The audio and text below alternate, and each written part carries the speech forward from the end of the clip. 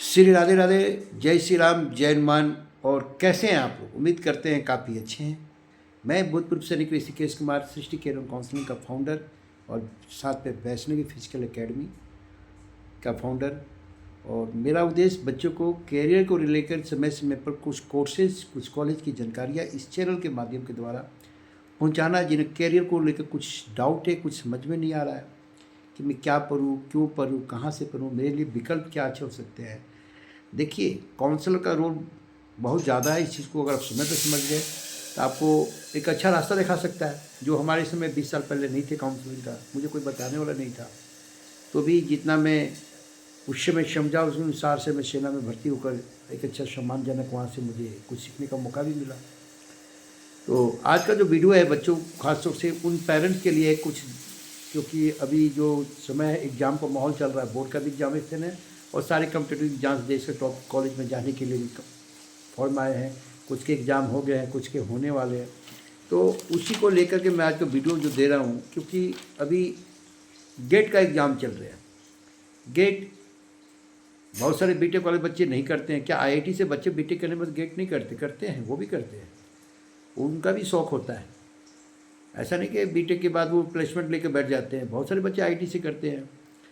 तो बीटेक वाले एमटेक करें या ना करें, ये बहुत बड़ा सवाल है। बहुत सारे बच्चे फिर एमबीए के चक्कर में भागते हैं।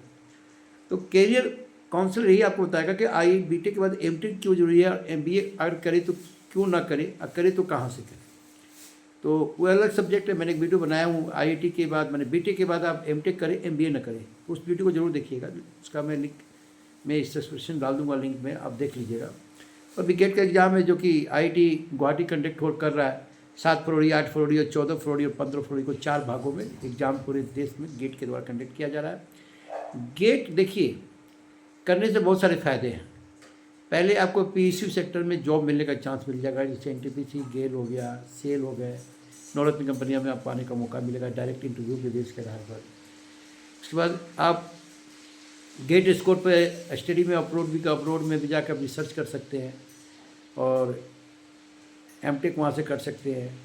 आप एमटेक करने के बाद टीचिंग का लाइन में आ सकते हैं। टीचिंग यानी प्रोफेसर, जो आईआईटी में आपको पढ़ाते हैं बीटेक कोर्स, या फिर एनआईटी में पढ़ाते हैं। देखिए कितना अच्छा रुतबा है। किसी कॉलेज के अंदर में एचओडी बनना, मैं तो बोल रहा हूँ, उससे ज़्यादा सम्मानजनक कुछ हो ही नहीं सकता है।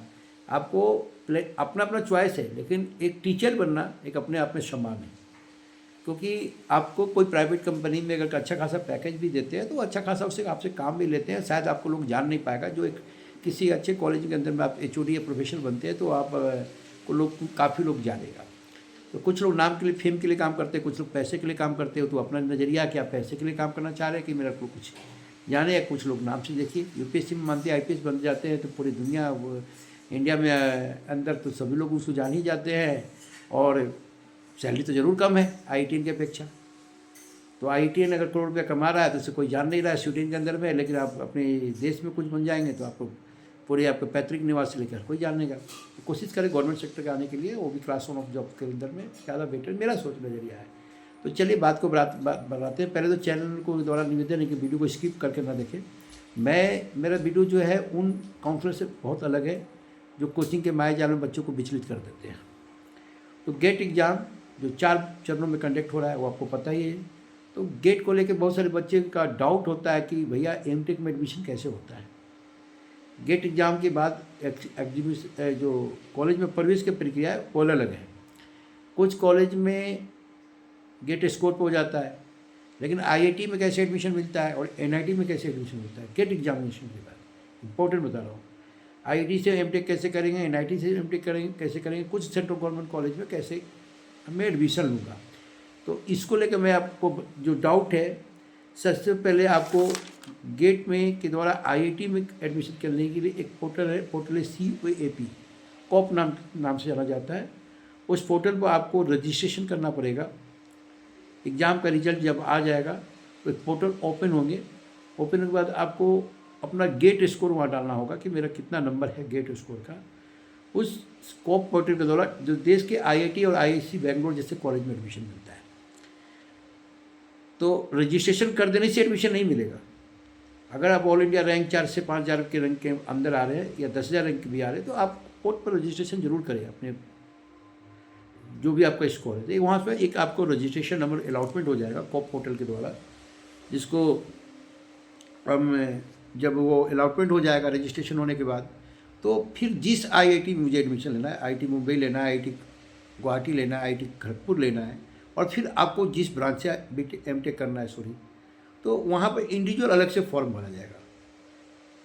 मान लीजिए आपको आईआईटी मुंबई में एडमिशन लेना है, आपका ऑल इंडिया रैंक 1000 है, तब आईआईटी मुंबई के वेबसाइट पर जाकर रजिस्ट्रेशन करना है एडमिशन को लेकर के।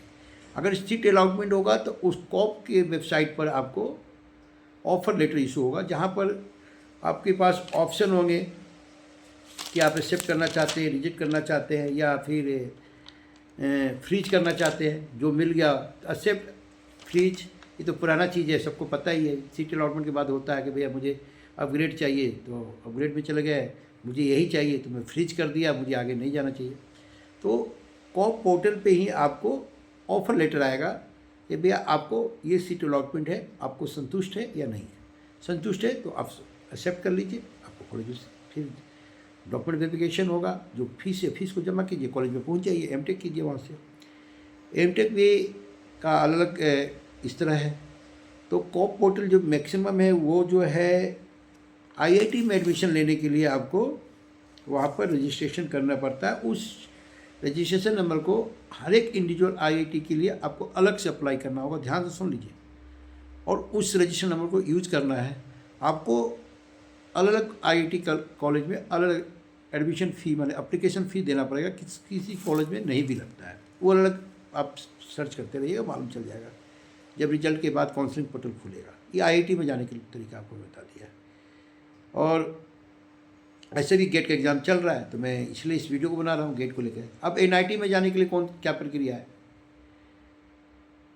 एनआईटी में भी सेम प्रक्रिया है, लेकिन पोर्टल अलग है। और वहाँ पर ऐसा नहीं कि हर एक एनआईटी के लिए अलग अप्लाई करना है। सीसीएमटी पोर्टल के ऊपर में आपको अप्लाई करना है और अपना गेट उसको डाल देना है। आपका रैंक के अकॉर्डिंग जो एनआईटी आपको बनेगा या ट्रिपल आईटी, इसके अंतर्गत आपको कॉलेज अलॉटमेंट हो जाएगा। अब कुछ कॉलेज है central government, state government college, जो गेट स्कोर के थ्रू डायरेक्ट एडमिशन लेता है। तो उस कॉलेज, जिस कॉलेज में आपको लेना है, उसका एप्लीकेशन कब स्टेटस ओपन हो रहा है, इसकी जानकारी रखना है। फिर आपको वहाँ पर अप्लाई करना है, आपको जिस ब्रांच पर लेना है। तो ये है गेट स्कोर को। हाँ, जैसे अभी 26 है तो 24, 25, 26 पिछले 2 साल का भी स्कोर कंडक्ट किया जाता है। आप अगर पिछले साल भी दिए तो इस साल भी आप गेट काउंसलिंग में कॉप में पार्टिसिपेट कर सकते हैं, या सीसीएमटी में कर सकते हैं, किसी स्टेट गवर्नमेंट या सेंट्रल गवर्नमेंट कॉलेज के लिए भी कर सकते हैं। लेकिन ये है कि आईआईटी में अलग अलग जो अप्लाई करते हैं तो हर एक कॉलेज का होता है कि अलग अलग आपको फीस भरना पड़ेगा। और वही ऑफर लेटर आपको कॉप पे आएगा, और सीसीएमटी कंबाइंड है पूरे एनआईटी, ट्रिपल आईटी के लिए, जीएफटी कॉलेज के लिए। तो यह गेट के द्वारा। अब एमटेक तो बच्चे करें, उन बच्चे खासतौर से बहुत सारे बच्चे जो प्राइवेट कॉलेज से बीटेक करते हैं, तो उनका सपना होता है आईआईटी में पढ़ने का, तो मौका है दोबारा। आपको जेई एडवांस क्वालिफाई नहीं किए तो गेट क्वालिफाई करके आईआईटी से आप टैगलाइन लगा सकते हैं, एनआईटी का टैगलाइन लगा सकते हैं। तो आईआईटी जाने का दूसरा तरीका है, बीटेक नहीं करे तो एमटेक करें। एक फ़ायदा ये भी है। और सबसे प्लस फ़ायदा है कि जितने सारे नवरत्न कंपनियां हैं, पीएसयू सेक्टर है, बहुत सारे डायरेक्ट आपको स्कोर के आधार पे ही आपको वो सीट अलॉटमेंट करते हैं, जॉब अप्लाई कर देते हैं। तो Srishti career counselling, one call all selection, ये छोटा सी जानकारी आपको कैसा लगा कमेंट में लिखिए। चैनल को सब्सक्राइब करें, लाइक करें, शेयर करें, फॉलो करें। मैं भूतपूर्व सैनिक ऋषिकेश कुमार, मेरा उद्देश्य एक ही है, बच्चों को सही कॉलेज की जानकारी उनके पेरेंट्स तक और बच्चों तक पहुँचाना, कोचिंग का मायाजाल से अलग रखना। और कैरियर को लेकर कोई भी डाउट है, आपको समझ में नहीं आ रहा कि आगे मैं क्या करूं, मेरा बच्चा पढ़ने में मध्यम है, मुझे तो कुछ समझ में नहीं आ रहा है, तो ऐसे फौजी भाई ये सेवा में कार्यरत थे या सेवा से डिस्चार्ज हो चुके हैं, पेंशन आ चुके करें, या कोई ऐसे सिविलियन भी हैं, वो भी संपर्क कर सकते हैं। निःशुल्क काउंसलिंग, कोई चार्ज नहीं है। हाँ, Shishya career counselling, one call all selection mean आपको कैरियर को लेकर आपके बच्चे के से जब तक मैं फेस टू फेस या टॉक टू टॉक मोबाइल पर नहीं हो पाएगा तो समझ नहीं पाऊंगा कि बच्चा मेरे रोजी कितना है। तो कोशिश करें बच्चे से बात कराने के लिए। पेरेंट्स बात करते हैं, पेरेंट्स क्या समझेंगे, जो बच्चे उनको समझना ठीक है, कि पढ़ना तो बच्चे को है ना, तो है। तो गेट स्कोर के द्वारा एमटेक कर सकते हैं। एमटेक में भी 2 ईयर्स कोर्स भी है, 3 ईयर्स कोर्स भी है। इसके लिए अलग से वीडियो लेके आऊँगा, उस वीडियो को देखिएगा। रिसर्च कैसे कर सकते हैं। तो कोप पोर्टल द्वारा IIT मेडिटेशन, CCMP द्वारा NIT मेडिटेशन। गेट स्कोर पिछले 2 साल का होगा। एप्लीकेशन फ़ी आपको एप्लीकेबल है, आपको देना होगा। और भविष्य के लिए गेट एक उन बच्चों के लिए सुरक्षित है जो टायर 2 टायर 3 कॉलेज से पढ़े हैं। ट्राई करें, यहाँ से अच्छे कॉलेज में आ जाएंगे तो आपका टैगलाइन चेंज हो जाएगा।